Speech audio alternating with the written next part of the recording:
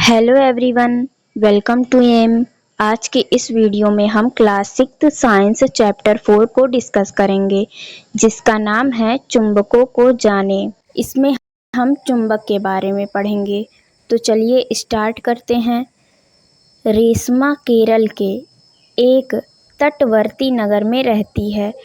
तटवर्ती का मतलब क्या होता है? जैसे यह हमारा भारत देश है, इसके तटीय क्षेत्र में जो नगर है वहाँ पे वो रहती है और लघु कहानियाँ लिखने में उसकी बहुत रुचि है। लघु कहानियाँ मतलब जो छोटी कहानियाँ होती हैं, उसको लिखने में उसकी रुचि है। उसकी दादी को उसके द्वारा लिखी कहानियाँ सुनना बहुत पसंद है। अब देखिए यहाँ पे उल्टा हो रहा है। अक्सर आप सभी ने सुना होगा कि दादी कहानियाँ सुनाती हैं, लेकिन यहाँ पर रेशमा जो कहानियाँ लिखती है, उसकी दादी को उसकी कहानियाँ सुनना बहुत पसंद है। इसलिए वह अपनी दादी के 60वें जन्मदिन पर उन्हें सुनाने के लिए एक नई कहानी लिख रही थी। इसलिए जब उनकी दादी का 60वां जन्मदिन आने वाला था, उस दिन वो सुनाने के लिए एक नई कहानी लिख रही थी। रेशमा की लिखी यह कहानी पुराने दिनों में व्यापार के लिए केरल से मसाले ले जाने वाले एक जहाज़ पर आधारित थी।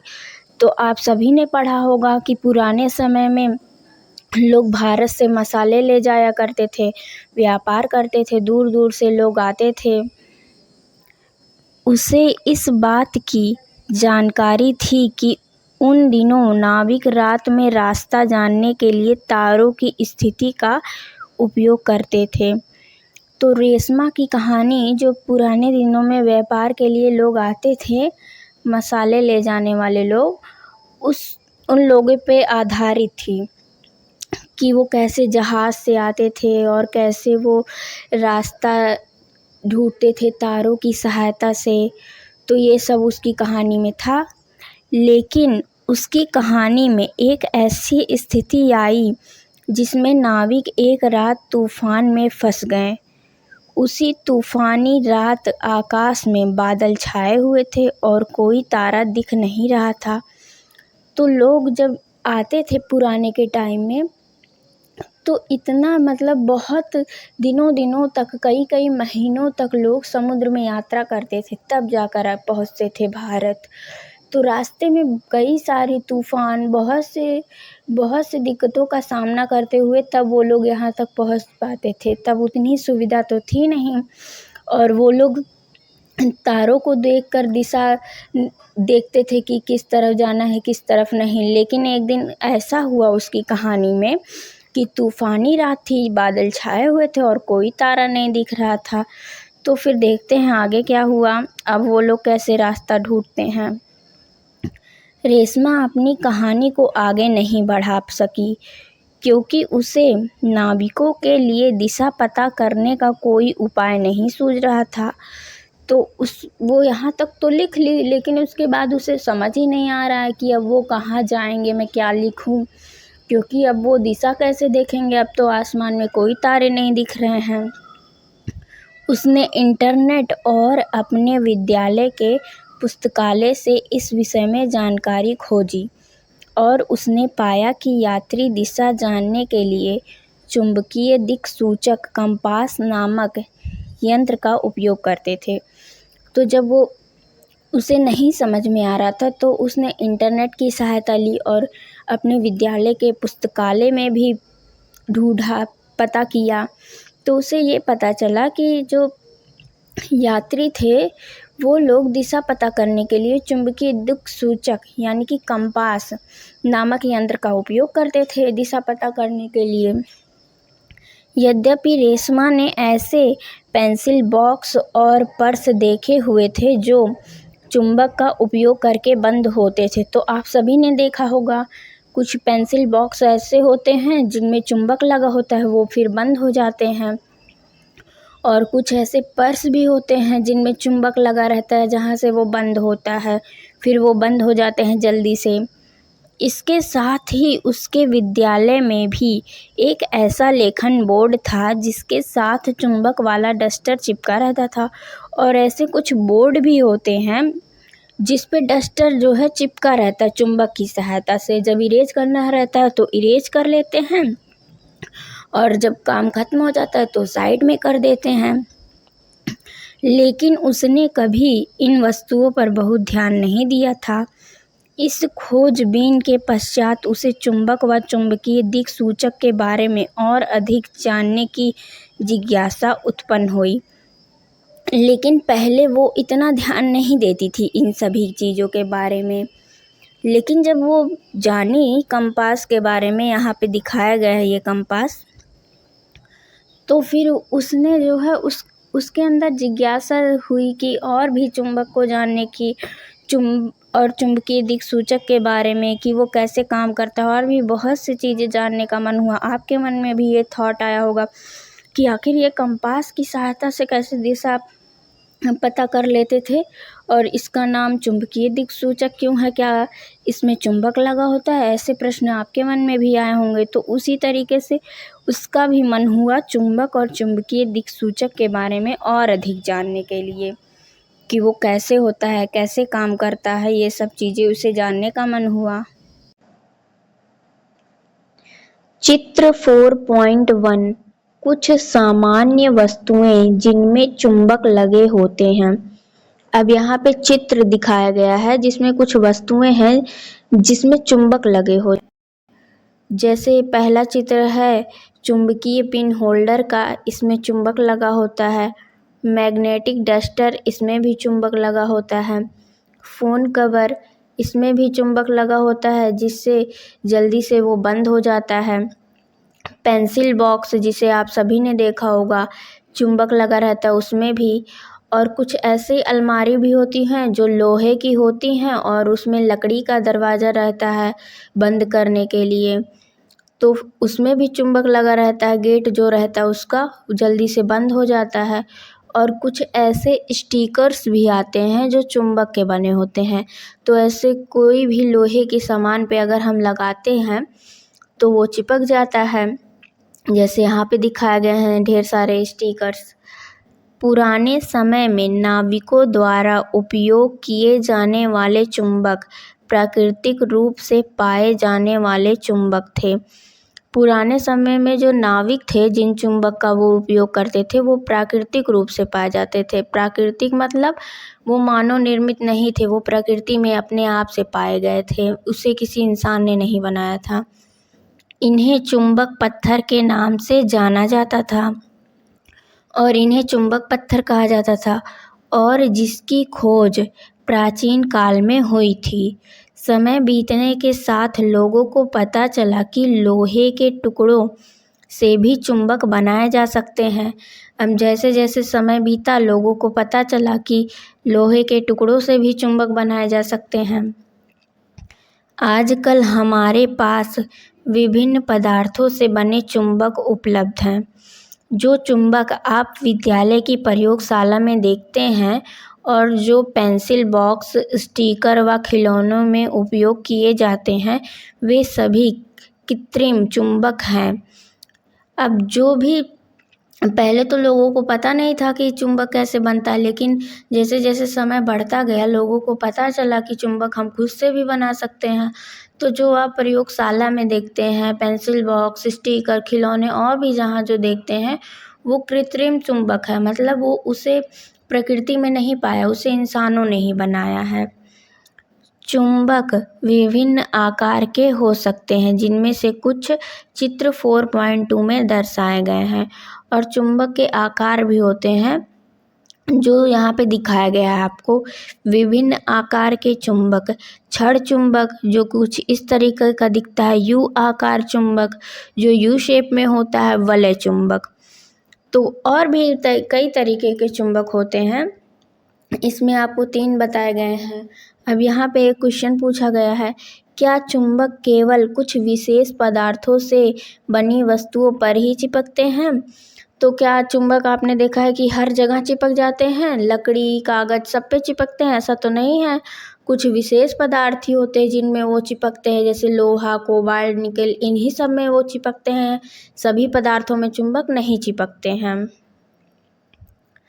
अब चलिए देखते हैं चुंबकीय और अनुचुंबकीय पदार्थ। चुंबकीय मतलब जो चुंबक अपनी ओर आकर्षित करे जिन पदार्थों को, उसे चुंबकीय पदार्थ कहते हैं। और जो चुंबक अपनी ओर पदार्थ को आकर्षित ना करे उसे अनुचुंबकीय पदार्थ कहते हैं। जो मतलब चुंबक लोहे को तो आकर्षित करता है तो चुंबकीय है हुआ लोहा, लेकिन अचुंबकीय क्या है, जैसे कागज, लकड़ी, इन सब को नहीं आकर्षित करता है वो। क्रियाकलाप 4.1 आइए खोज करें। अब क्रियाकलाप करना है। विभिन्न पदार्थों से बनी कुछ वस्तुएं तथा एक चुंबक लें।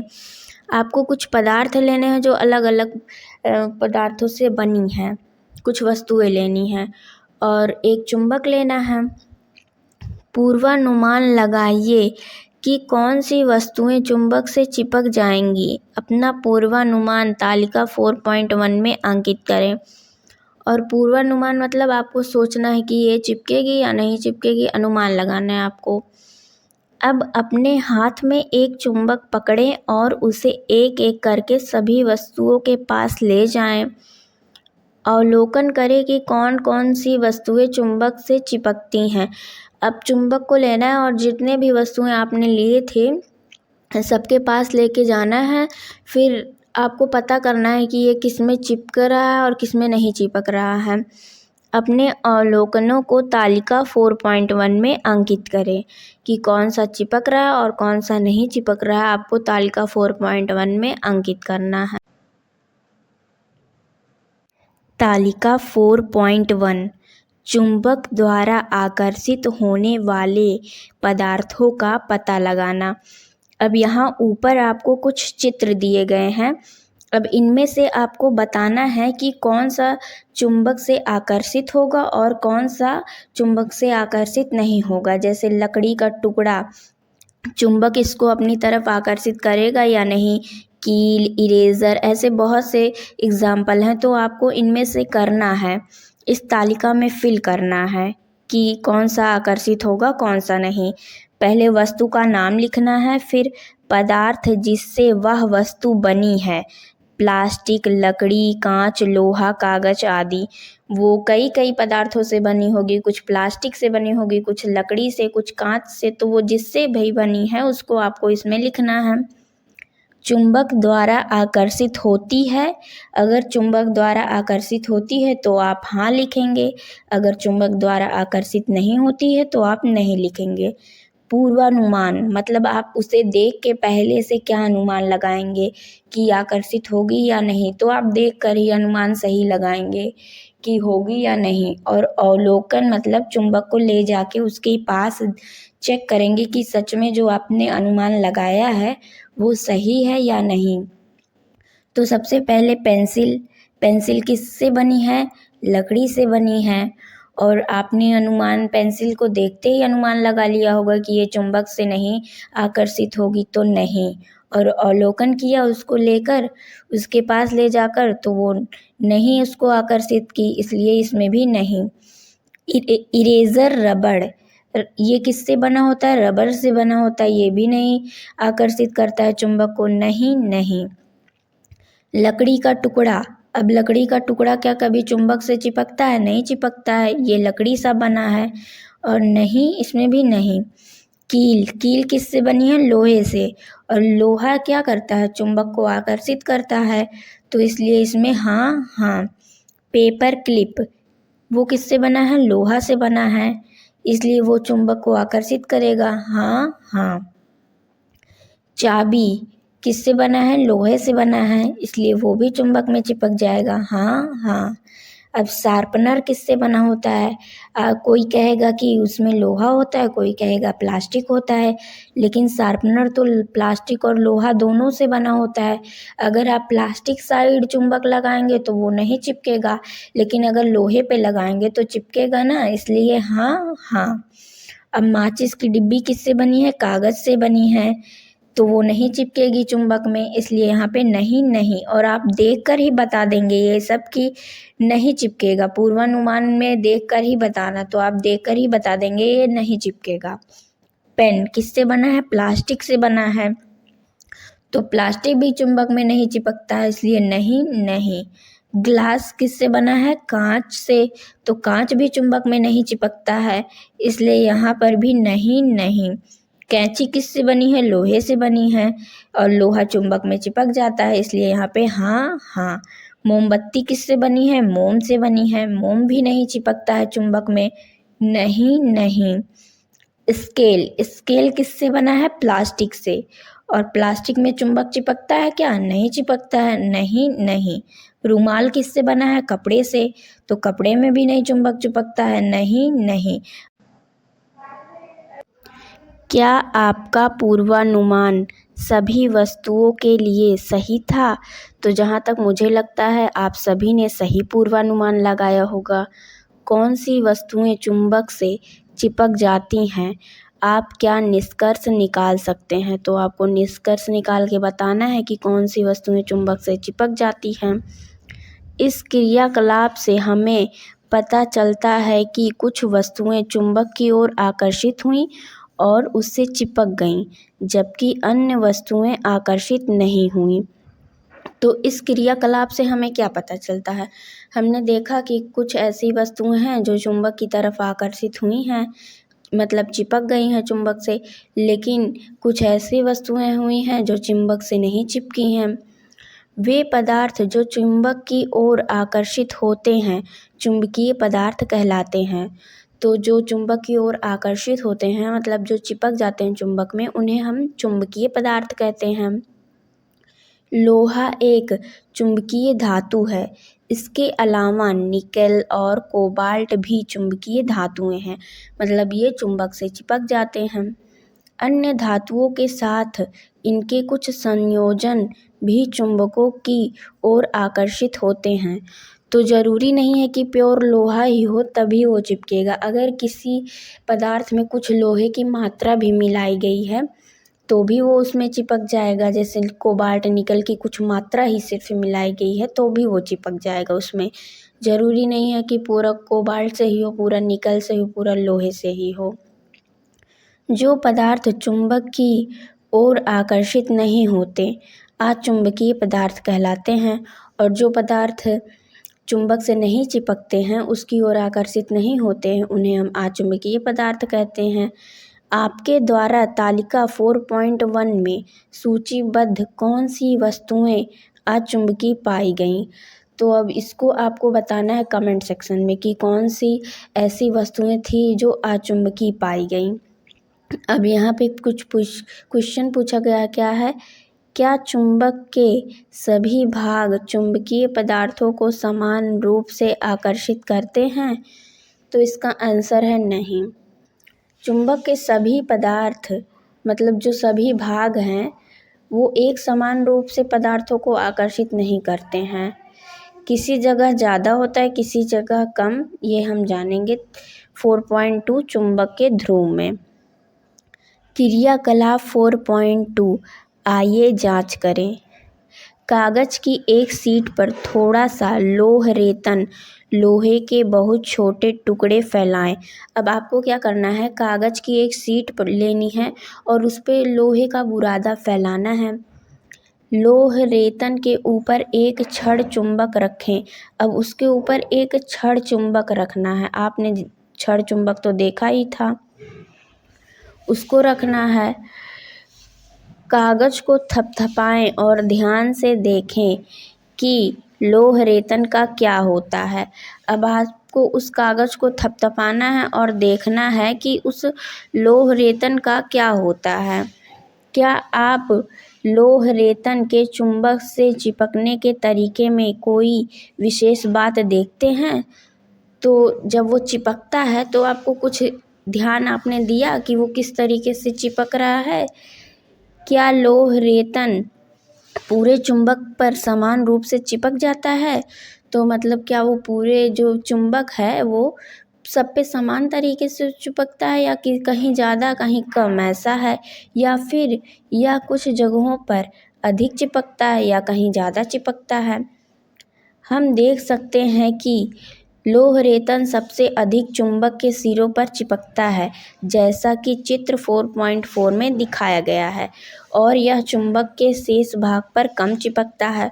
तो हमने जब ये क्रियाकलाप किया तो हमने ये पाया कि जो वो बुरादा है लोहे का, वो उसके सिरों पे ज़्यादा चिपकता है।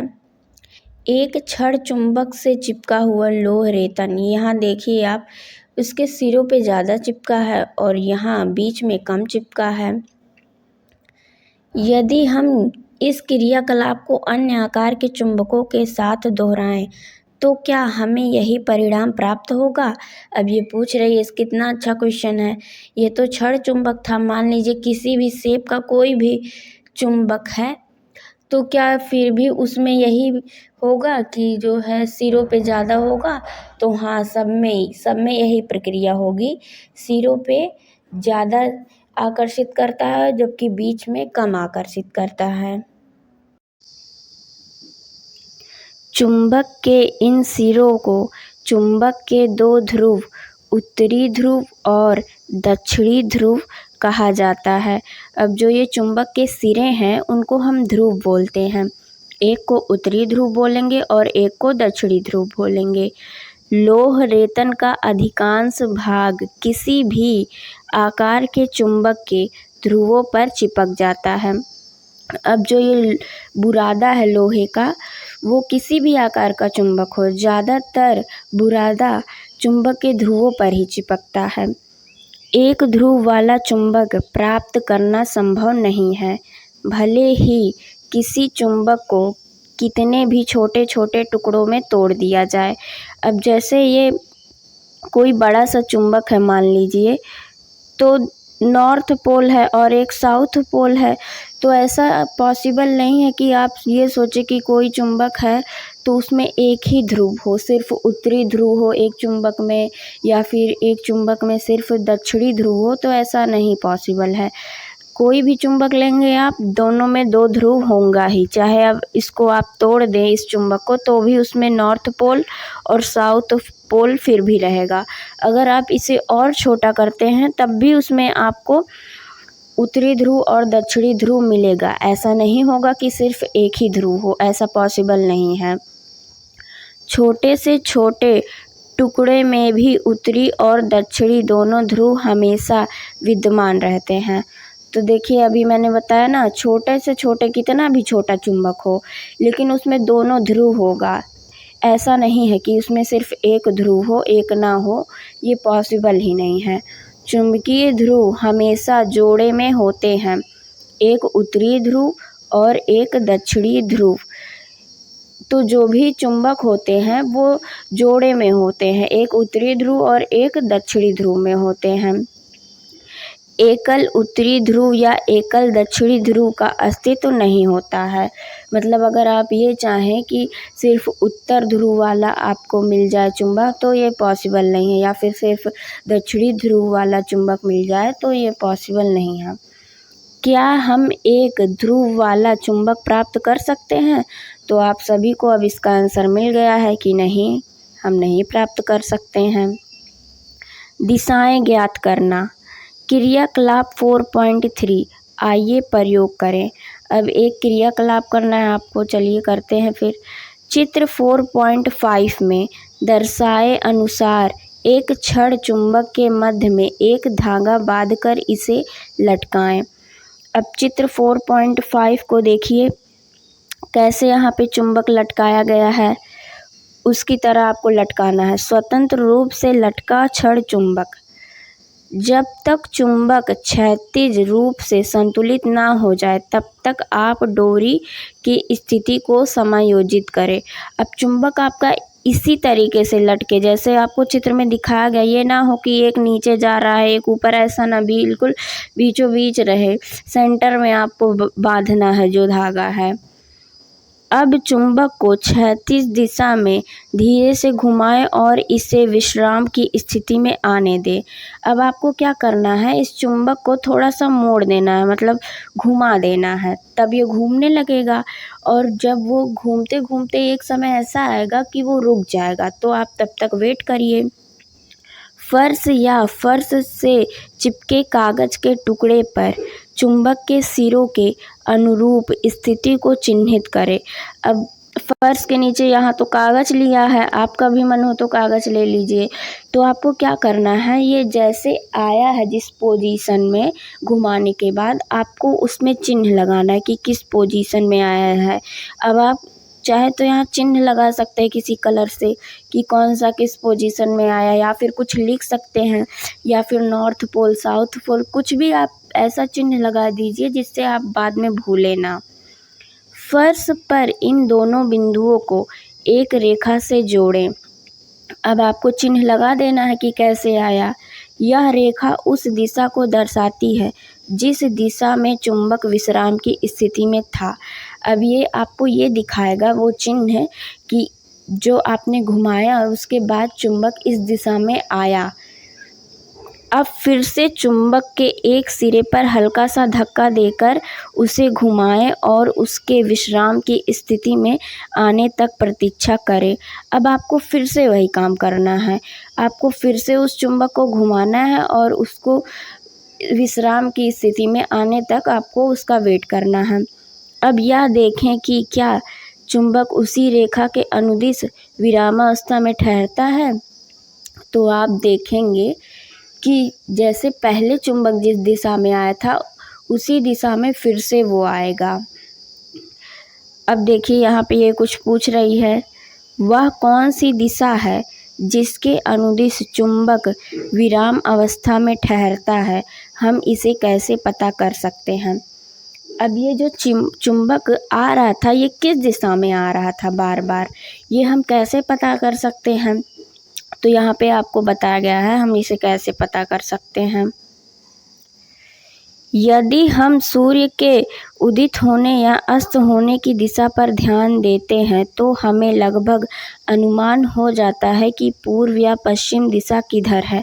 अगर हम जब सूर्य उगता है और जब वो अस्त होता है तो या ध्यान देंगे तो हमें पूर्व और पश्चिम दिशा का पता लग जाएगा।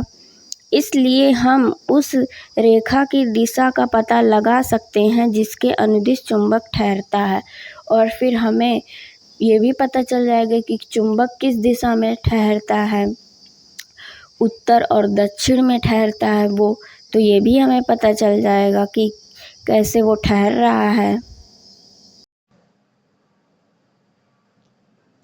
स्वतंत्र रूप से लटका हुआ चुंबक उत्तर दक्षिण दिशा में ठहरता है। जैसा कि अभी हमने देखा कि चुंबक जो है उत्तर और दक्षिण दिशा में ठहरता है। चुंबक का वह सिरा जो उत्तर की ओर इंगित करता है उसे चुंबक का उत्तरोन्मुखी ध्रुव या उत्तरी ध्रुव कहा जाता है। अब जो चुंबक उत्तर की दिशा में इंगित करता है उसे हम उत्तरी ध्रुव कहते हैं, जैसे नॉर्थ पोल, इसे हम उत्तरी ध्रुव कहेंगे। दूसरा सिरा जो दक्षिण की ओर इंगित करता है उसे चुंबक का दक्षिणोन्मुखी ध्रुव या दक्षिणी ध्रुव कहा जाता है। वहीं जो साउथ पोल में इंगित करता है उसे हम दक्षिणी ध्रुव कहते हैं। स्वतंत्र रूप से लटका हुआ चुंबक उत्तर दक्षिण दिशा में ठहरता है क्योंकि हमारी पृथ्वी स्वयं एक विशाल चुंबक की तरह व्यवहार करती है। अब जो चुंबक लटकता है स्वतंत्र रूप से वो उत्तर दक्षिण दिशा में ही ठहरता है। ऐसा क्यों होता है? क्योंकि हमारी जो पृथ्वी है वो भी एक चुंबक की ही तरह व्यवहार करती है। अब आप ये सोचेंगे कि हमारी पृथ्वी चुंबक की तरह व्यवहार कैसे करती है, तो हमारी पृथ्वी के अंदर जो आउटर कोर होता है उसमें तरल पदार्थ जो होते हैं लोहे और निकल के वो घूमते रहते हैं। जिस वजह से हमारी पृथ्वी के चारों तरफ मैग्नेटिक फील्ड उत्पन्न होता है और हमारी पृथ्वी एक चुंबक की तरह व्यवहार करने लगती है। मैंने इसको आपको बिल्कुल ऊपर ऊपर से समझाया है। जब आप और बड़ी क्लास में जाएंगे तो आप इसके बारे में और डिटेल से पढ़ेंगे। बिल्कुल अलग से एक चैप्टर होगा आपको इसके बारे में। इस क्रियाकलाप को छड़ चुंबक के स्थान पर लोहे की एक छोटी छड़ के साथ दोहराएं।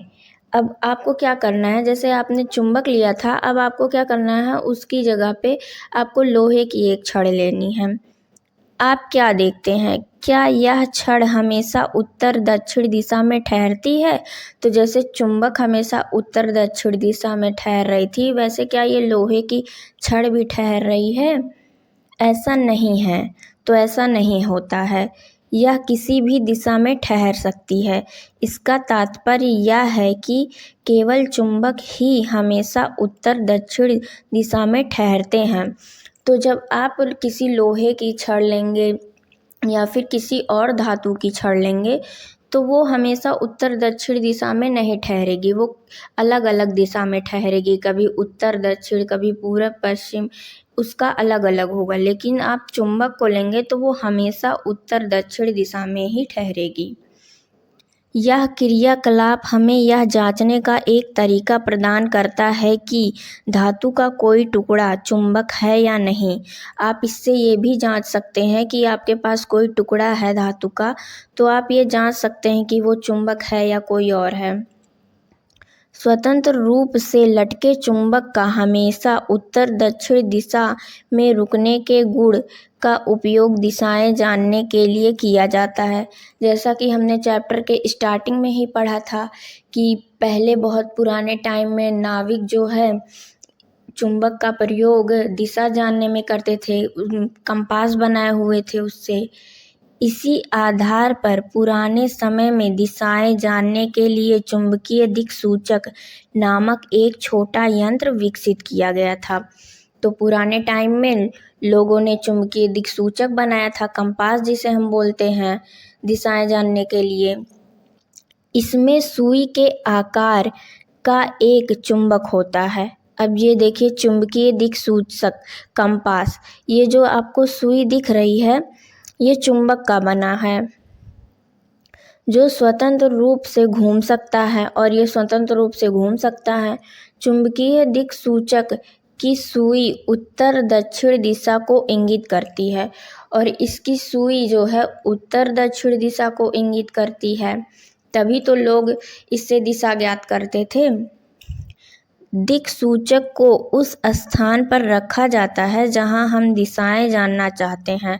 अब पहले के टाइम में नाविक समंदर में रहते थे, बहुत बहुत दिनों तक यात्रा करते थे, तो उनको जब दिशा जानना रहता था कि किधर जाना है तो वो दिक्सूचक का उपयोग करते थे। कुछ समय पश्चात इसकी सुई उत्तर दक्षिण दिशा के अनुदिश रुक जाती है। तो जब आप कंपास का उपयोग करेंगे, एक स्थान पे रखेंगे, तो वो कुछ समय बाद उत्तर दक्षिण दिशा में उसकी सुई रुक जाएगी।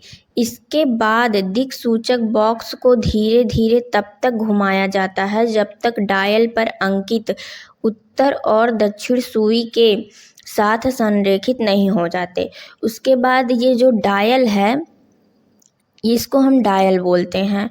तो फिर हम कंपास को घुमाते हैं जब तक ये डायल पे अच्छे से सही से संरेखित नहीं हो जाती उत्तर और दक्षिण दिशा में। अब उस स्थान पर सभी दिशाएं डायल पर दर्शाई दिशाओं के अनुसार होती हैं। तो फिर अच्छे से सही से हमें दिखने लगता है कि कौन सी किस दिशा में है, हमें कहाँ जाना है। और अधिक जाने, चुंबकीय दिक्सूचक सामान्यतः एक छोटा वृत्ताकार बॉक्स होता है। चुंबकीय दिक्सूचक क्या होता है? एक छोटा बॉक्स होता है वृत्ताकार आकार में, जिस पर कांच का आवरण होता है, और इसके ऊपर जैसे आपने घड़ी देखी होगी कांच का आवरण लगा रहता है, वैसे इस पे भी कांच का आवरण लगा रहता है, जैसा कि चित्र 4.6 में दिखाया गया है। सुई के आकार का एक चुंबक बॉक्स के तल पर खड़ी एक पिन पर लगा होता है।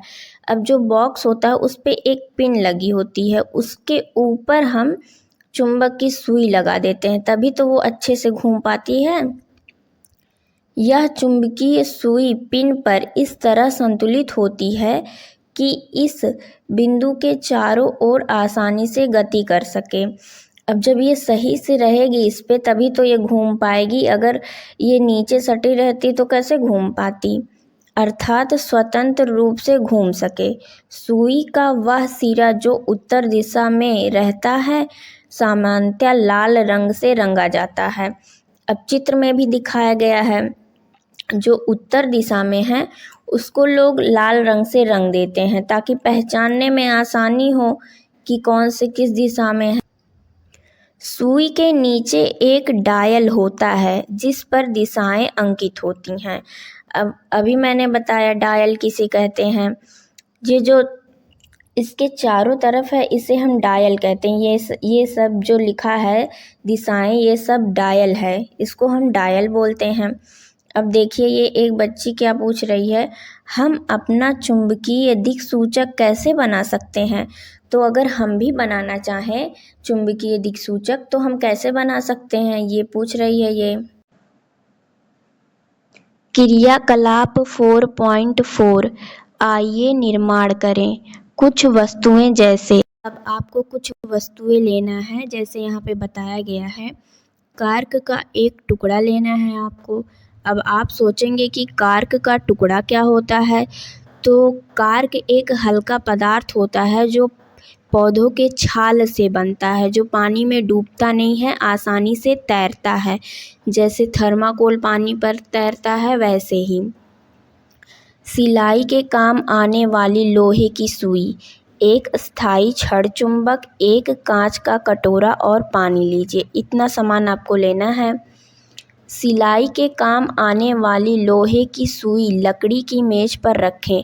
अब जो सुई लिया है आपने उसको लकड़ी के मेज पर रखिए। सुई के एक सिरे पर छड़ चुंबक का कोई एक ध्रुव रखें। अब जो चुंबक लिया है आपने उसका एक ध्रुव सुई पर रखिए, जैसे यहाँ चित्र में दिखाया गया है। लोहे की सुई को चुंबक बनाना ये बताया जा रहा है आपको। तो या तो नॉर्थ पोल रखिए या फिर साउथ पोल रखिए, एक ध्रुव रखिए, फिर बाद में उसको चेंज नहीं करना है। चित्र 4.7 का में दिखाए अनुसार चुंबक को सुई पर उसकी लंबाई के अनुदिश खींचें। अब आपको क्या करना है, चुंबक को उसकी सुई पर जो है लंबाई के अनुदिश खींचना है, ऐसे ऐसे आपको रगड़ना है। जब यह दूसरे सिरे पर पहुंच जाए तो उसे ऊपर उठाएं। जब ये यहाँ तक खींचने पर पहुंच जाए तो आपको चुंबक उठा लेना है। ऐसा नहीं आपको करना है कि एक बार आपने ऐसे किया फिर ऐसे ले जा रहे हैं, ऐसे ऐसे ऐसे रगड़ते चले जा रहे हैं, ऐसा नहीं करना है आपको। बिना चुंबक के ध्रुव बदले उसे सुई के उसी सिरे पर लाएं जहाँ से शुरुआत की थी। अब क्या करना है, यहाँ तक आपने रगड़ा, फिर उठा लीजिए, फिर से इसको यहीं से रगड़िए, फिर से उठा लीजिए, फिर रगड़िए, ऐसे ऐसे आपको रगड़ना है। इस प्रक्रिया को कम से कम 30 से 40 बार दोहराइए और आपको ऐसे 30 से 40 बार करना है। सुई के पास थोड़ा सा लोह रेतन या स्टील की पिन लाएं। अब क्या करना है, सुई के पास लोहे का बुरादा लाना है या स्टील की पिन लानी है।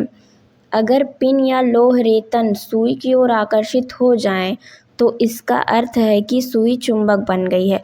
और अगर बुरादा और जो पिन आपने लाया है वो अगर सुई की ओर आकर्षित हो रही हैं तो समझ लीजिए सुई चुंबक बन गई है, चुंबक का गुण आ गया है उसके अंदर। इस सुई को कॉर्क में क्षैतिज रूप से घुसाएं। अब जैसे इसमें घुसाया गया है, यहाँ पे फिगर में दिखाया गया है, वैसे कॉर्क में आपको सुई को घुसाना है। पानी से भरे कांच के कटोरे में कार्क इस तरह तैराएं कि सुई हमेशा पानी के स्तर से ऊपर रहे, जैसा कि चित्र 4.7 खा में दिखाया गया है। अब यहाँ पे देखिए फिगर में कैसे दिखाया गया है। पानी से भरे कटोरे में एक दिक् सूचक सुई। आपको पानी भरना है कटोरे में और जो सुई है वो कॉर्क के बीच में हो, नीचे ना हो कि एकदम पानी में ही टच है, नहीं तो वो घूम नहीं पाएगी सही से। जब सुई रुक जाती है तो आपका चुंबकीय दिक्सूचक उपयोग के लिए तैयार है। ध्यान दें कि सुई के दोनों सिरे कौन सी दिशा में इंगित करते हैं। अब आपको ये वेट करना है कि सुई जब रुक जाती है तो वो किस दिशा में रुकती है, ये देखना है, जैसे कि अभी हमने देखा था। कॉर्क धीरे से घुमाएं और इसके रुकने तक प्रतीक्षा करें। इसे कई बार दोहराएं। क्या सुई के सिरे हमेशा एक ही दिशा में इंगित करते हैं? अब आप इसको बार बार करिए, बार बार घुमाइए और बार बार देखिए कि ये किस दिशा में रुक रहा है। क्या एक ही दिशा में रुक रहा है या फिर अलग अलग दिशा में रुक रहा है? तो आप देखेंगे कि ये उत्तर और दक्षिण दिशा में रुक रहा है, क्योंकि इसके अंदर चुंबक का गुण आ गया है। चुंबकों के बीच आकर्षण और प्रतिकर्षण। क्या आप जानते हैं, आधुनिक दिक्सूचक चित्र 4.6 के व्यापक उपयोग से बहुत पहले आपके द्वारा बनाई गई दिक्सूचक सुई जैसा एक उपकरण भारतीयों द्वारा समुद्र में नौ संचालन के लिए उपयोग में लाया जाता था। तो पहले के टाइम में जो भारतीय थे, समुद्र में जब वो दिशा पता करते थे तो वो कैसे बनाते थे दिक्सूचक, ये जानना है आपको। इसमें मछली के आकार का एक चुंबकीकृत लोहे का टुकड़ा होता था। अब मछली के आकार का ये लोग एक लोहा लेते थे और जैसे अभी हमने उसको चुंबक बनाया है सुई को, वैसे ये भी इस लोहे को चुंबक बना देते थे, रगड़ रगड़ कर चुंबक, जिसे तेल के बर्तन में रखा जाता था। अब जैसे इसमें पानी डाला गया, उसमें वो लोग तेल डाल देते थे। इसे मत्स्य यंत्र या मत्स्य यंत्र कहा जाता था। इसे ये लोग मत्स्य यंत्र और मत्स्य यंत्र कहते थे। जब हम दो चुंबक एक दूसरे के पास लाते हैं तो क्या होता है? अब इसके मन में एक क्वेश्चन आया कि हम लोहे को और चुंबक को ला रहे हैं तो वो चिपक जाता है, लेकिन जब अगर हम दो चुंबक लें और दो चुंबक को पास लाएं तो क्या होगा?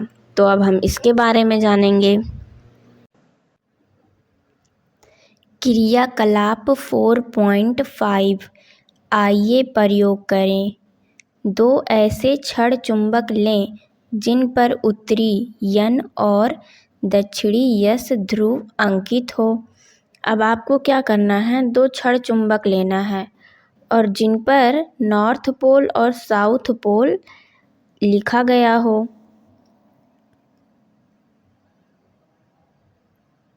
कुछ इस तरीके से आपको दो क्षण चुंबक ले लेने हैं। इन्हें चुंबक फर्स्ट व चुंबक सेकंड के रूप में चिन्हित करें। अब एक को फर्स्ट रख दीजिए और एक को सेकंड, ताकि आसानी से आप पहचान लें। चुंबक फर्स्ट के लंबे भाग को 5-6 गोल आकार की पेंसिलों के ऊपर रखें। अब आपको क्या करना है, 5-6 गोल पेंसिल जो होती हैं वो पेंसिल लेनी है और उनके ऊपर जो है आपको चुंबक फर्स्ट जो आपने लिया है, जो क्षण चुंबक है, उसको रखना है, जैसे चित्र 4.8 का में दिखाया गया है। अब यहाँ फिगर में जैसे आपको दिखाया गया है वैसे आपको रखना है। ये देखिए, चुंबक फर्स्ट, यहाँ पेंसिल है और उसके ऊपर इस तरीके से कुछ आपको रख देना है। फिर उसके बाद क्या करना है, अब चुंबक सेकंड का एक सिरा पेंसिलों पर रखे चुंबक फर्स्ट के सिरे के पास लाएं। अब जो चुंबक सेकंड था आपके पास, उसको लेना है और उसके एक सिरे को या तो नॉर्थ या तो साउथ, ये जो है उसको चुंबक फर्स्ट के पास लाना है। कुछ इस तरीके से, बिल्कुल टच नहीं करना है, चुंबक में पास लाना। उसके बाद देख रहिए क्या करना है आपको, सुनिश्चित करें कि दोनों चुंबक एक दूसरे को स्पर्श ना करें।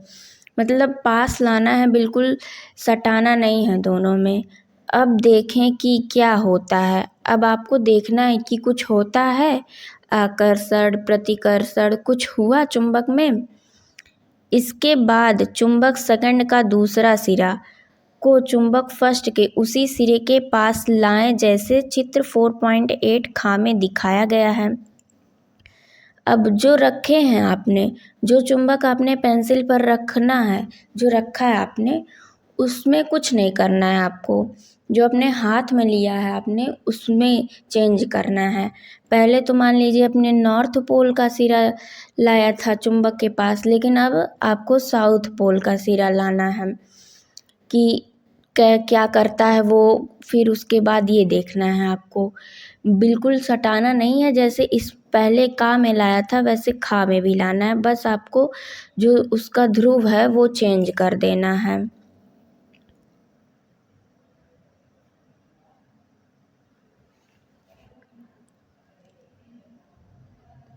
क्या पेंसिलों पर रखा चुंबक फर्स्ट गतिमान हो जाता है? क्या यह हमेशा पास आने वाले चुंबक की दिशा में गति करता है? इन अवलोकनों से क्या निष्कर्ष निकलता है? तो देख रहे हैं आप, आपसे कितना क्वेश्चन पूछा गया है। अब चलिए समझते हैं। दो क्षण चुंबकों के बीच परस्पर क्रिया। अब अगर आप ये जो रखा गया है इसमें कोई चेंज तो करना नहीं है, लेकिन जब आप नॉर्थ पोल को लाएंगे साउथ पोल के पास, यहाँ साउथ है ना, तो क्या होगा, इनमें आकर्षण होगा। तब ये दोनों चुंबक पास पास आएंगे।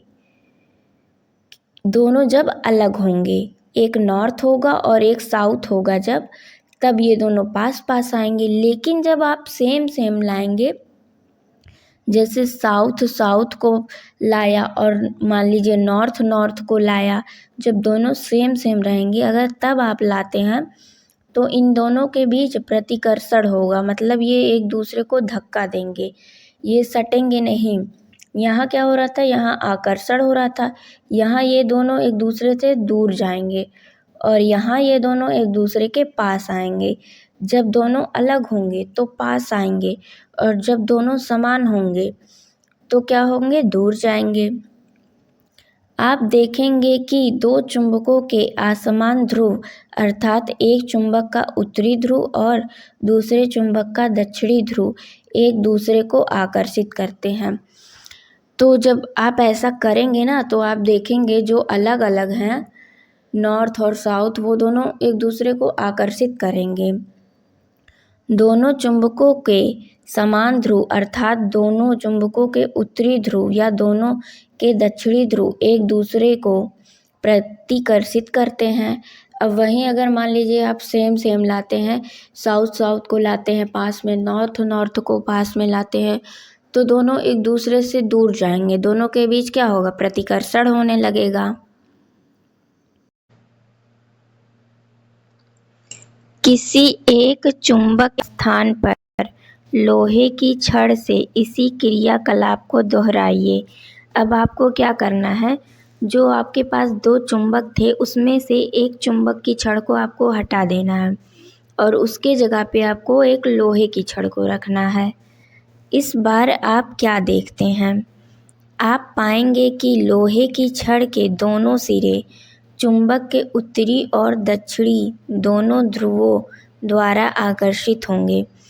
तो जब आप लोहे की छड़ को लाएंगे तो चुंबक चाहे उत्तरी ध्रुव को उसके पास लाइए चाहे दक्षिणी ध्रुव को, वो दोनों को आकर्षित करेगा। वो किसी में प्रतिकर्षण नहीं दिखाएगा, जबकि चुंबक में ऐसा नहीं था। जब समान ध्रुव थे तो प्रतिकर्षण हो रहा था, लेकिन इसमें ऐसा कुछ नहीं है। लोहे में वो दोनों में आकर्षण ही दिखाएगा। इस क्रियाकलाप से हमें पता लगता है कि किसी चुंबक को उसके प्रतिकर्षण के गुण से पहचाना जा सकता है। तो इस क्रियाकलाप से आप ये जान सकते हैं, मान लीजिए आपको बहुत सारी छड़ दी गई है और आपको पता करना है कि इसमें से चुंबक कौन सा है, लोहे का कौन सा है, तो आप इससे पता कर लेंगे, क्योंकि जो लोहे का होगा वो हमेशा आकर्षित ही करेगा, जबकि जो चुंबक का होगा वो समान ध्रुव होने पर प्रतिकर्षण बल भी दिखाएगा। दिक्सूचक की सुई भी एक चुंबक है। यदि कोई चुंबक इसके समीप लाया जाए तो क्या वह भी यही व्यवहार दिखाएगी। अब ये बच्ची देखिए सोच रही है कि जो दिक्सूचक अभी हमने पढ़ा है उसमें भी तो चुंबक की सुई लगी थी, क्या अगर हम उसके साथ भी ऐसे प्रयोग करें, कोई छड़ लाएं चुंबक का, तो उसमें भी यही होगा, आकर्षण और प्रतिकर्षण। तो चलिए देखते हैं। क्रियाकलाप 4.6 आइए प्रयोग करें। एक चुंबकीय दिक्सूचक और एक छड़ चुंबक लें। अब आपको एक दिक्सूचक लेना है और एक चुंबक की छड़ लेना है। एक क्षैतिज सतह पर चुंबकीय दिक्सूचक रखें और इसकी सुई के विरामावस्था में आने की प्रतीक्षा करें। अब आपको चुंबकीय दिक्सूचक को रख देना है और जब तक वो विरामावस्था में उसकी सुई नहीं आ जाती, क्योंकि वो थोड़ी देर तो हिलेगी ना, फिर आएगी वो विरामावस्था में, तब तक उसका वेट करिए। अब धीरे धीरे छड़ चुंबक का उत्तरी ध्रुव दिक्सूचक सुई के उत्तरी ध्रुव के पास लाएं।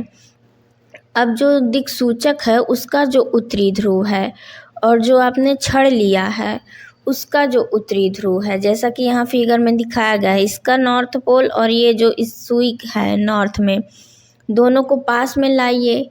अब फिर उसके बाद क्या होता है ये बताया गया है इसमें।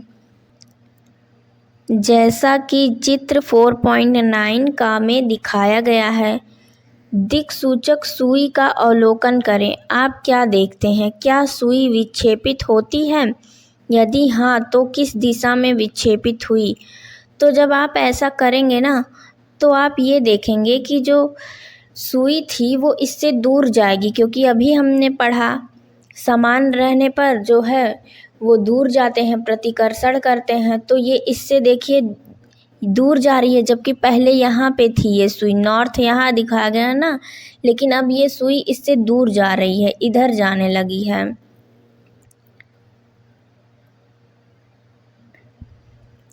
अब छड़ चुंबक के दक्षिणी ध्रुव के साथ उपरोक्त चरण दोहराइए। क्या आप इस बार कोई अंतर देखते हैं? तो जब आप नॉर्थ पोल लाए थे, आपको साउथ पोल के साथ वैसे करना है। तो क्या होता है देखते हैं। अब जब साउथ लाते हैं आप तो देखेंगे कि ये जो है अलग अलग हो गई, क्योंकि ये नॉर्थ हो गया अब, तो ये इसको आकर्षित करेगा। अब देखिए ये इस तरफ ना जाकर इस तरफ आ रहा है, मतलब ये आकर्षण बल दिखा रहा है। तो हमने क्या देखा कि ये जो हमने अभी दो चुंबक के बीच देखा था आकर्षण और प्रतिकर्षण बल, वो इस चुंबकीय दिक्सूचक में भी हो रहा है। अगर हम समान लाते हैं तो प्रतिकर्षण हो रहा है और अगर दोनों अलग अलग हैं तो आकर्षण हो रहा है। दिक्सूचक सुई और एक छड़ चुंबक, इससे भी हमने प्रयोग करके देख लिया। जब चुंबक का उत्तरी ध्रुव दिक्सूचक सुई के उत्तरी ध्रुव के पास लाया जाता है तो यह दूर चला जाता है। जब चुंबक का दक्षिणी ध्रुव दिक्सूचक सुई के उत्तरी ध्रुव के पास लाया जाता है तो यह पास आ जाता है। जैसा कि अभी हमने देखा, जब समान ध्रुव होते हैं तो वो क्या करता है, प्रतिकर्षण करता है। जब अलग अलग ध्रुव होते हैं तो वो आकर्षण करता है।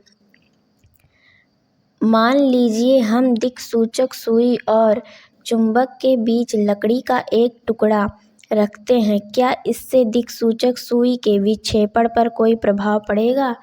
अब यहाँ पे देखिए ये बच्ची एक क्वेश्चन पूछ रही है कि अभी तक तो हम ऐसे कर रहे थे, पास ला रहे थे, उसके बीच में कुछ नहीं था, लेकिन अगर हम उन दोनों के बीच में कुछ रख दें, अगर किसी लकड़ी का टुकड़ा रख दें तो क्या फिर भी वो आकर्षण और प्रतिकर्षण फिर भी उनमें होगा? तो चलिए देखते हैं।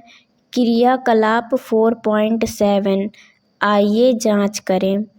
क्रियाकलाप 4.6 के पहले या दूसरे भाग को दोहराएं। अब जैसे आपने किया था वैसे आपको करना है, जैसे 4.6 में अभी किया है वैसे फिर से आपको वही करना है, लेकिन उनके बीच में आपको क्या करना है, इस बार लकड़ी का एक टुकड़ा रखना है। क्षण चुंबक और चुंबकीय दिक्सूचक को छेड़े बिना उनके मध्य लकड़ी का एक टुकड़ा चित्र 4.10 में दर्शाए चित्र के अनुसार रखें। अब दिक्सूचक सुई को ध्यान से देखें। जैसे यहाँ फिगर में दिखाया गया है वैसे आपको उन दोनों के बीच में एक लकड़ी का टुकड़ा रख देना है। अब दिक्सूचक और एक चुंबक जिसके मध्य में एक लकड़ी का टुकड़ा रखा है, कुछ इस तरीके से आपको रख देना है।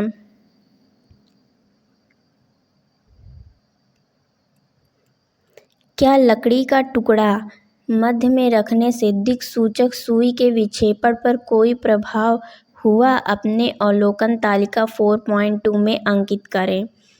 तो जब आप लकड़ी का टुकड़ा रखेंगे बीच में तो आप देखेंगे कि फिर भी उन दोनों के बीच आकर्षण और प्रतिकर्षण हो रहा है। ऐसा नहीं है कि लकड़ी का टुकड़ा रखने के बाद वो आकर्षण और प्रतिकर्षण बंद हो जाता है उन दोनों के बीच में, ऐसा नहीं होता है। लकड़ी के टुकड़े के स्थान पर कार्डबोर्ड शीट, पतली प्लास्टिक शीट और पतली कांच की शीट रखकर उपरोक्त प्रक्रियाएं दोहराएं। तो जब आप इन सबको रखेंगे तो आप देखेंगे कि इन सबको रखने के बावजूद भी अगर आप साउथ पोल को नॉर्थ सुई के पास लाते हैं तो उनके बीच आकर्षण होगा, भले ही उनके बीच लकड़ी का टुकड़ा रखा गया है, और नॉर्थ को लाते हैं तो प्रतिकर्षण होगा। तो इससे हमें ये पता चलता है कि अगर कोई पतली चीज़ रख दी जाए तो उनके बीच का जो चुंबकीय बल है वो ख़त्म नहीं होता है, वो उनमें फिर भी वो काम करता है।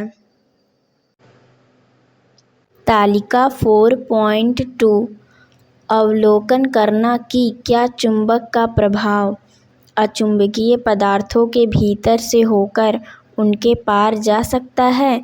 जैसा कि अभी हमने लकड़ी के टुकड़ों को रख के देखा, तो ऐसे और भी कुछ पदार्थ लेंगे हम, उनका अवलोकन करके देखेंगे कि क्या चुंबकीय गुण उसको पार करके जाता है। तो चलिए देखते हैं।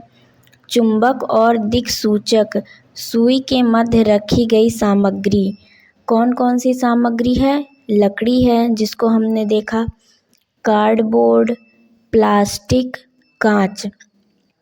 अब जब हम इन चारों को रखेंगे तो इन चारों के पार चुंबकीय प्रभाव जाएगा, वो उस सुई को दिक्सूचक में जो सुई लगी है उसको आकर्षित और प्रतिकर्षित दोनों करेगा। तो यहाँ इन चारों में क्या लिखा जाएगा? हाँ, अब चलिए आगे देखते हैं क्या बताया गया है। जब चुंबक और दिक्सूचक सुई के मध्य उपर्युक्त उल्लिखित किसी भी सामग्री की शीट रखी जाती है तो आप सुई के विक्षेपण में कोई विशेष परिवर्तन नहीं देखेंगे। इसलिए हम यह निष्कर्ष निकाल सकते हैं कि चुंबकीय प्रभाव अचुंबकीय पदार्थों के भीतर से होकर उनके पार जा सकता है। तो ऐसा नहीं होगा कि हम अगर कार्डबोर्ड रख दिए, उनके बीच में प्लास्टिक रख दिए, कांच रख दिए, तो वो सुई जो है पहले जो आकर्षित होती थी और प्रतिकर्षित होती थी वो बंद हो जाएगी, उनमें कुछ विशेष परिवर्तन नहीं दिखेगा और वो आर पार उसके जा भी सकेगा और उसको आकर्षित भी करेगा और प्रतिकर्षित भी करेगा। अगर सेम रहेगा तो प्रतिकर्षण रहेगा, अगर अलग अलग रहेगा तो आकर्षण रहेगा। चुंबकों के साथ मनोरंजन। अब हमने चुंबकों के बारे में इतना कुछ जाना, अब कुछ ऐसे भी एक्टिविटी है जिनको करने से हमको बहुत मज़ा आता है अगर हम चुंबक को लेकर करेंगे तो चलिए देखते हैं वो कौन कौन सी एक्टिविटी है। चुंबकों के बारे में जानने के बाद रेशमा उत्साहित थी और उसने अपने विद्यालय के मेले में चुंबकों का उपयोग करके कुछ रोचक क्रियाकलाप आयोजित करने का निर्णय लिया। अब आप सब भी जो इतना कुछ जब जान चुके हैं तो आपके मन में भी बहुत से थॉट आते होंगे कि अगर ऐसा हम करें, वैसा करें, बहुत से थॉट आते होंगे। तो ऐसे रेशमा भी बहुत ज़्यादा उत्साहित थी। आप भी इन्हें अपने लिए बनाने की कोशिश कर सकते हैं और कुछ अन्य रोचक वस्तुएं बनाने पर भी विचार कर सकते हैं। अब कुछ यहाँ पे एग्जाम्पल भी दिया गया है बना के, और कुछ आप खुद से भी बनाएंगे। क्या हम चुंबकों का प्रयोग करके एक माला बना सकते हैं? तो हाँ, देखिए चित्र में दिखाया गया है। यहाँ पे चुंबकों का प्रयोग करके एक माला बनाया गया है। चुंबक कुछ वस्तुओं को बिना छुए भी हिला सकता है। क्या यह आश्चर्यजनक नहीं है? तो आपने तो ये सोचा ही होगा ना कि यहाँ मान लीजिए एक चुंबक है और यहाँ एक लोहा रखा गया है, तो जब आकर्षण होता है इनके बीच में तो जो लोहा है वो थोड़ा थोड़ा अपने आप ही पास आने लगता है। तो ये कितना आश्चर्यजनक है ना कि वो कैसे अपने आप पास आने लगा, ये पूछ रही है इसमें ये बच्ची। अब देखिए यहाँ पे चुंबकीय माला कैसे बनाया गया है। अब आपने भी किया होगा ज़रूर कि कोई चुंबक ले लिया और ढेर सारी लोहे की कील ले ली और फिर एक इसमें लगाया, फिर इस पहली वाले कील में भी थोड़ा चुंबकीय गुण आ गया, फिर इसमें लगाया, फिर ऐसे ऐसे लगाते लगाते इधर से भी वैसे लगा रहे हैं। पहले लगाया तो कुछ चुंबकीय गुण इसमें भी आ गया, फिर ऐसे ऐसे लगाते लगाते हम एक माला भी बना सकते हैं, चुंबकीय माला भी तैयार कर सकते हैं। या फिर हमारे पास पहले से ही कोई माला है लोहे की, तो हम उसको जो है चुंबक में लगा सकते हैं नॉर्थ पोल और साउथ पोल में, फिर भी वो एक माला बन जाएगी। तो इस तरीके से हम और भी बहुत सी एक्टिविटी कर सकते हैं। क्या हम की ट्रे के नीचे चुंबक को चलाकर स्टील की गेंदें भूल भुलैया से बाहर निकाल सकते हैं? अब आपको देखिए यहाँ चित्र में दिखाया गया है, गत्ते का ट्रे है और उसके ऊपर भूल भुलैया बनाया गया है और उसमें स्टील की गेंदें रखी गई हैं जिसको आपको चुंबक की सहायता से निकालना है। तो आप कैसे निकाल लेंगे? भूल भुलैया में स्टील की गेंदें, तो आप क्या करेंगे, जो ये गेंद है उसके नीचे चुंबक रखेंगे और चुंबक को इस तरफ धीरे धीरे ले जाएंगे नीचे से, और जब आप ये नीचे करेंगे ना तो स्टील की गेंद ऊपर से ऐसे बाहर निकल जाएगी। इसी तरीके से इस गेंद के नीचे करेंगे, ऐसे आप धीरे धीरे सब गेंद के नीचे करेंगे और सभी गेंदें बाहर निकल जाएंगी। मतलब ऐसे ये है, और इसके नीचे आप चुंबक रखेंगे, जो गेंद है उसके नीचे रखेंगे। अब जब इसे धीरे धीरे इधर ले जाएंगे तो ये गेंद भी ऊपर से इधर इधर उसी दिशा में चलेगी जिस दिशा में आप चुंबक को ले जाएंगे। तो इस तरीके से हम निकाल लेंगे सब भूल भुलैया से जितनी भी गेंद हैं। और देखिए क्या कहा गया है, क्या पानी में गिरे हुए स्टील के पेपर क्लिप को चुंबक का उपयोग करके हम अपनी उंगलियों या चुंबक को गीला किए बिना बाहर निकाल सकते हैं? अब यहाँ फिगर में भी दिया गया है पानी में स्टील पेपर क्लिप। अब आपको क्या करना है, कोई पेपर क्लिप गिर गया है पानी में, उसको आपको बिना उंगली डाले पानी में बाहर निकालना है चुंबक की सहायता से। तो आप कैसे निकालेंगे? आप चुंबक को पेपर क्लिप के पास ले जाएंगे और उसे धीरे धीरे ऊपर की तरफ लाएंगे और जब वो यहाँ तक आ जाएगा तो उसे निकाल लेंगे। तो हाँ, हम निकाल लेंगे बिना अपनी उंगलियों को गीला किए हुए।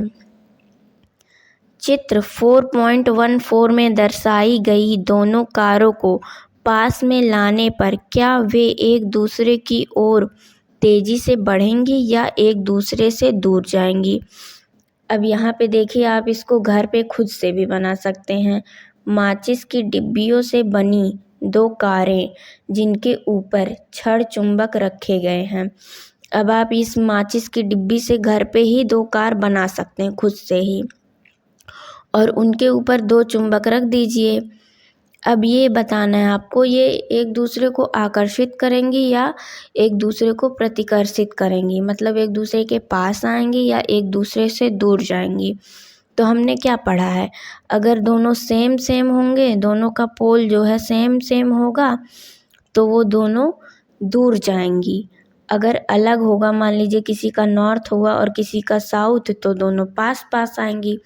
अब यहाँ पे क्या आपको कैसे पता चलेगा कि सेम है या अलग अलग है, तो यहाँ पर जो है सेम है। ये जो सफ़ेद सफ़ेद है इसका मतलब ये है कि ये दोनों सेम है, और जब सेम होता है तो दूर दूर जाता है, प्रतिकर्षण होता है। अब जैसे ये नीचे बताया गया है, अब आपको और अच्छे से समझ में आएगा। कुछ चुंबकों में उत्तरी और दक्षिणी ध्रुवों को यन और यस से चिन्हित किया जाता है। कुछ चुंबक ऐसे होते हैं जिनमें जो है उत्तरी ध्रुव को यन लिखा जाता है यानी कि नॉर्थ पोल, और दक्षिणी ध्रुव को यस लिखा जाता है यानी कि साउथ पोल। कुछ अन्य चुंबकों में उत्तरी ध्रुव सफ़ेद बिंदु से दर्शाया जाता है, जैसे कि यहाँ पे। इसका मतलब ये दोनों नॉर्थ हैं, उत्तरी ध्रुव हैं, और ये दोनों एक दूसरे से दूर जाएंगी। अब आपको समझ में आ गया होगा। कभी कभी चुंबक के उत्तरी ध्रुव लाल रंग से और दक्षिणी ध्रुव नीले रंग से भी दर्शाए जाते हैं।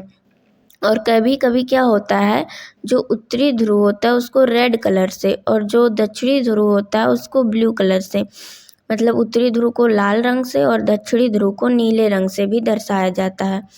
तो आप ऐसे कंफ्यूज मत होइएगा कि जिसमें नहीं लिखा है नॉर्थ और साउथ, तो कुछ दिया होगा कलर से या फिर सफ़ेद बिंदु से, तो आप उसे देखकर पहचान जाएंगे कि कौन सा उत्तरी ध्रुव है और कौन सा दक्षिणी ध्रुव है। चुंबकों को सुरक्षित कैसे रखें? अभी तक हमने चुंबकों के बारे में बहुत कुछ जाना। अब हम ये देखेंगे कि हम चुंबकों को सुरक्षित कैसे रख सकते हैं। चुंबक कहता है, मुझे ध्यान से रखो, मुझे जोड़ों में इस प्रकार रखो कि दोनों चुंबकों के विपरीत ध्रुव एक ही तरफ हों। कुछ इस तरीके से जैसे फिगर में दिखाया गया है। यहाँ देखिए दोनों अलग अलग है ना, ऐसे आपको रखना है। दो चुंबकों के मध्य एक लकड़ी का टुकड़ा हो तथा सिरों पर नर्म लोहे के टुकड़े हों। यहाँ जो है चुंबकों के मध्य एक लकड़ी का टुकड़ा हो और इनके जो सिरे हैं वहाँ पे नर्म लोहे का टुकड़ा हो। देखिए यहाँ पे दिखाया गया है ना, लकड़ी का टुकड़ा और नर्म लोहे का टुकड़ा। इस तरीके से रखना चाहिए चुंबक को। और आगे क्या कहता है, मुझे गर्म मत करो और गिराओ मत, मुझे हथौड़े से मत पीटो। अब आपको चुंबक को गर्म नहीं करना है, गिराना नहीं है, उसे पीटना नहीं है। ऐसा क्यों? अगर आप ये सब करेंगे तो चुंबक का चुंबकीय गुण खत्म हो जाएगा, और वो जो आकर्षित और प्रतिकर्षित करता है वो बहुत कम होगा या तो खत्म ही हो जाएगा। इसलिए हमें ये सब नहीं करना है। मुझे मोबाइल फ़ोन या रिमोट के पास मत रखो, और उसको फ़ोन के पास और रिमोट इन सब के पास भी नहीं रखना है। सावधानी में देखिए क्या कहा गया है, मनोरंजन करो लेकिन चुंबकों का ध्यान रखो। मनोरंजन तो करना है आपको चुंबकों के साथ, नई नई एक्टिविटी करनी है, तभी तो आप जानेंगे, लेकिन उनका ध्यान भी रखना है। कुछ इस तरीके से जैसे अभी आपको बताया गया है। तो आज की क्लास को हम यहीं पर एंड करते हैं। मिलते हैं अपने नेक्स्ट वीडियो में एक नए टॉपिक के साथ।